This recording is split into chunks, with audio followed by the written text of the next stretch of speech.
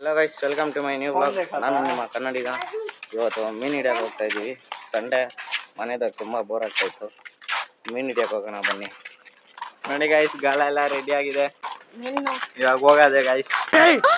ಮೊದಲು ಸರಿಯಾಗಿ ಮಾತಾಡೋದು ಕಲಿ. ಬನ್ನಿ ಹೋಗೋಣ. ಇವ್ನು ಯಾವನ ಸೆಡೆ ನನ್ನ ಮಗ.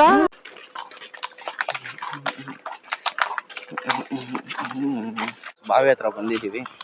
ನಮಗೆಲ್ಲ ಗೊತ್ತಾಗೋಯ್ತು ನೋಡಿ.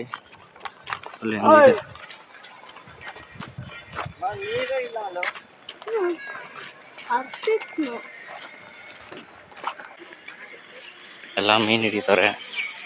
ನಾವು ಗಾಳ ಹಾಕ್ಬಿಟ್ಟು ಮೀನು ಹಿಡಿಯೋಣ.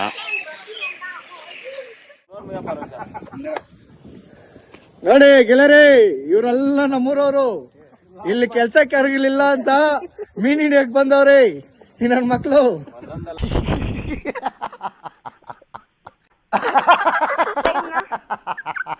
ಗೈಸ್, ಮೀನೆಲ್ಲ ಹಿಡ್ಕೊಂಡು ಬಂದಿದ್ದೀವಿ.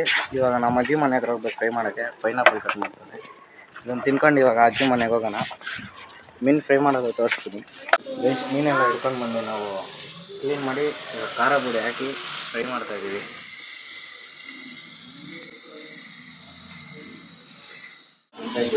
ಏನು ಕೊಬ್ಬರಿ ಇದ್ದಾಗಿದೆ ಇದೆ.